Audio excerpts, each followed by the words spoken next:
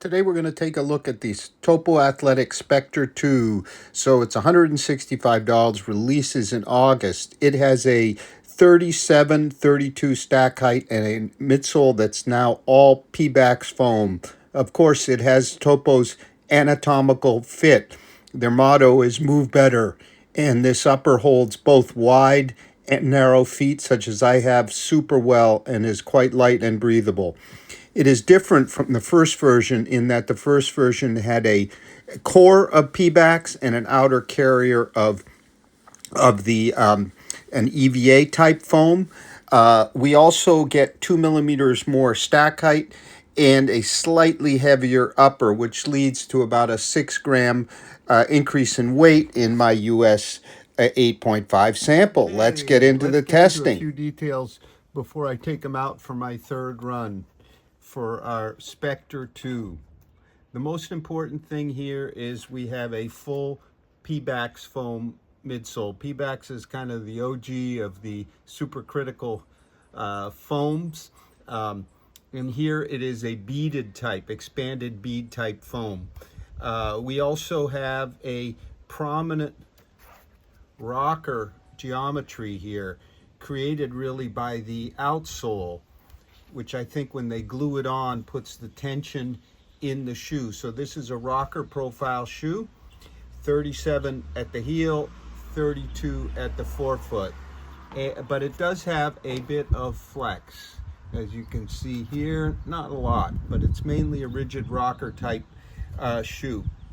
The upper here is a engineered mesh, somewhat dense, somewhat thick, but with these slots which provide quite a bit of nice ventilation.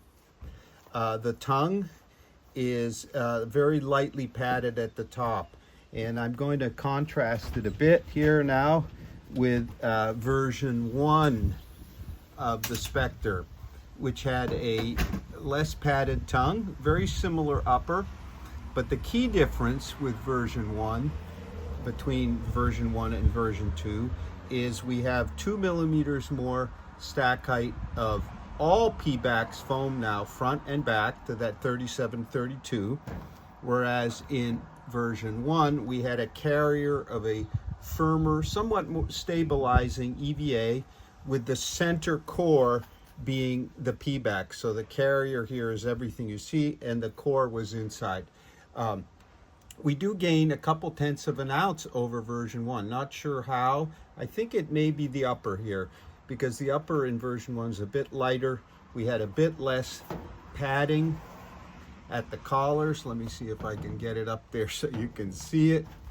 The collars, you can see the heel collar, the Achilles collar is a little more padded. Tongue is a little more padded in version 2. And before we take them out for the run, the other Topo alternative, the Cyclone 2, basically exactly the same shoe as our Specter 2, but with a 23 stack height. So considerably lower stack height and lower weight. The Cyclone comes in at about 6.9 ounces, 196 grams in a US 9, whereas here we're at 8.2 ounces. So this is kind of your racing shoe in the Topo line. You see it also has a more flared kind of Achilles collar. It's a mono mesh upper with some reinforcements. Just a lighter, faster shoe for your race day or your up tempo. And in terms of flex, let's see. Yes, indeed, it is a more flexible shoe as well. So I'm going to take our Specter 2 out for a run now along the coast. Some beautiful scenery at the beach. It's been warm. It's my third run. My prior runs were a little faster paced than what I did today, so I've tried them at various paces, and they are really good at all paces. So not just for folks who want a wide anatomical toe box, because I have a narrow foot and this fits me beautifully. It's more about the theme of move better. You just have a natural kind of springy, bouncy ride in these that where you really feel your foot kind of working in a good way. Plenty of cushioning. So let's take them out for that run. On our beautiful beach here in Rye, we're going to take our Specter 2 out for a third run. Let's keep going. Okay, let's talk about the fit of our Specter 2. As you can see, of course, that very, very wide anatomical toe box that Topo is known for. I have a narrow to medium foot, and I am super well held here. I'm not sure why, how, but this is always the case with the Topos. Incredible foothold, no matter what your foot shape. Midfoot is also very well held. There's no gusset tongue, but there are a few straps. I'm not sure we'll be able to see them this way, but a few straps that run down that are laminated to the upper on the inside. Also, the tongue, another characteristic of Topo, these little loops that hold the laces. The tongue always stays put. The heel, very well held. Not hugely padded, but plenty comfortable. It's a very humid day today, warm as it's been. Upper is quite breathable. We can see it's fairly dense where we don't have the slots. Light, fairly light, not super light. We have a quite rigid toe bumper, and I think that also helps keep the foot locked in this wide toe box. You can see how rigid it is. Very comfortable. In terms of length here, just about right. You can see that's the end of my thumb, so just about right. We do have that toe bumper that's quite stiff, but it's quite vertical, so it doesn't reach over the toes. All in all, another superb upper from Topo. It sometimes amazes me that other companies can't pull off an upper that fits even all kinds of feet so securely, but they do it just about every time without fail. So the feeling here is of a continuous kind of sensation of the outsole being really not felt, creating the rocker up front, and the foam just being everything being very kind of consistent all of a piece. So what that allows us to do is get lots of nice spring from the full PEBAX foam. We have 37, 32 stack height, so we're mini-max. I'll call that mini-max, similar to the Elios from 361, but with a even more springy feel, while that shoe's a bit bouncier. This 8.2 ounces, 232 grams in my US 8.5 sample. We're very light for the big stack height, yet you've got a full shoe here. This easily is a daily trainer for me. Today's a slow recovery day, 10:50 something pace, and they're doing just fine for that too. Look how pretty it is. So there's a lot of energy from the midfoot here too. You kind of feel sprung forward, no plate, but it just kind of drives you forward. That's also, I think, a function of the heel geometry. Really smooth, all foam kind of experience. No plate, no excessive outsole. In terms of the outsole, it's sort of a die cut rubber.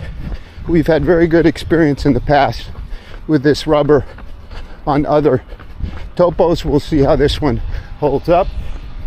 I'm going to keep going. A little teeny hill here. This is called Little Boar's Head. We're in Northampton, New Hampshire. Beautiful seacoast. So a bit more about the feel. Because of the width of the toe box, you really feel all your toes splaying out and pushing off here. So while there's no plate with the rocker, it's just a really pleasant sensation, and even at slow paces. So very well cushioned. not the deepest of forefoot cushions at 32, but still a lot compared to what you might have had 4 or 5 years ago. Down a little downgrade here, very stable. Found them very, very stable. That outrigger, the heel. And it's just really pleasant here to have a ride where the foam itself is the star, along with the geometry being not a midsole geometry, but the upper geometry, which is wide enough to match the 105 millimeter platform, so we're not like have a squeezed foot on a wide platform. The prior version, number one, had a EVA carrier with the same PEBAX foam as the center.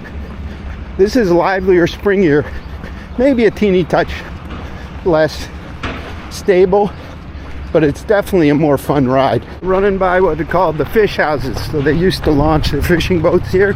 Now they're little cottages. And over there they're repairing more of the damage from this winter's January storms. So I'm on some gravel here, just fine. Wouldn't call this a trail shoe, but that I have found that smooth rubber outsole grips really well on gravel, because it is for sure full contact. Okay, some conclusions for our Specter 2.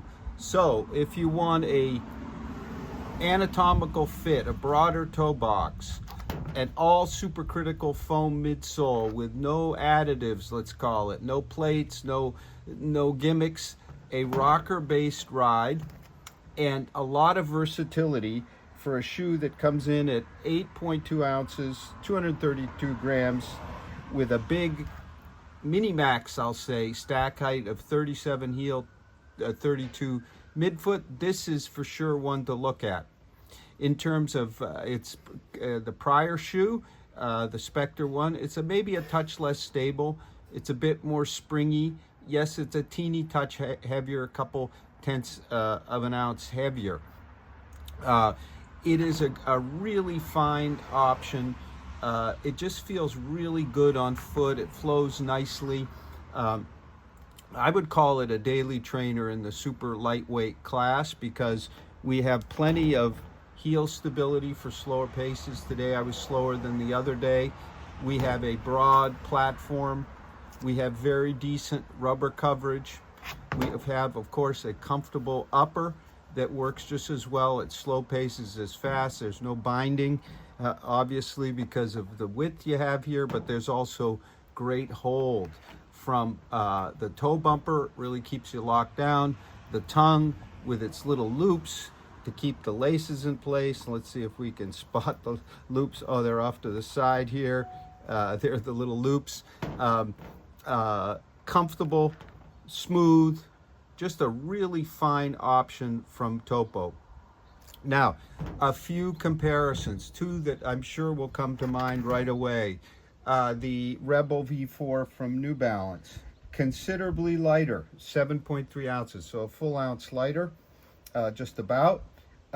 It is on a lower stack height, 33.27, so we got 4 millimeters less stack height at the heel, and it's a 6 millimeter drop, so we got a bit less we got 5 less at the forefoot.